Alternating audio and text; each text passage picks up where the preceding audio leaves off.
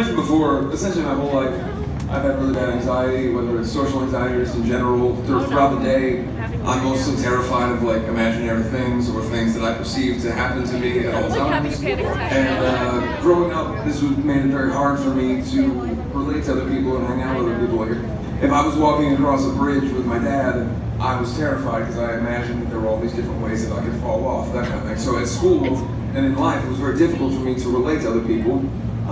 I played sports, I did other things, I tried my best to assimilate, but I just couldn't. And most of the time when I was a kid, I spent time alone. Not because I didn't have the skill set to make friends, I just didn't really relate to people. And so I would go home and be in my room by myself every day and write songs or plan my life. And I can't tell you, for me, when I started touring, I've been touring essentially my whole adult life. And from the time I could really be a person, so to speak, I was basically just kind of taking on the personality of other people, because when we first started touring, I didn't really have a personality. I hadn't really hung out with other people. I hadn't really figured out who I was. I just kind of took pieces from all these different things and I made Andy Six out of that.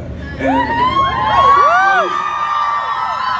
that was a very fun time in my life, and that's the foundation for which my career started. But the truth of the matter is that it wasn't until I really found out who I was and spent time with myself that I was happy. I was mostly unhappy in those times. I was drinking constantly, trying to do things that I thought were cool, until I realized that I'm uncool and that's okay. That was, it was a very rough road for me. So I want to say that in my early 20s, I was a much bigger shithead than I am now, and I can't tell you how much I appreciate the fact that I'm standing here. I'm 28 years old, I get to make music for a living, people have supported me for this long. I can't say thank you enough for what you have done in giving me this opportunity, and also for helping me become the person that I am. If it wasn't for your stories, the things you share with me, and how you are as people that share with me your experiences, I don't know that I would have had the conviction to change myself. So thank you so much for everything you've done for me. The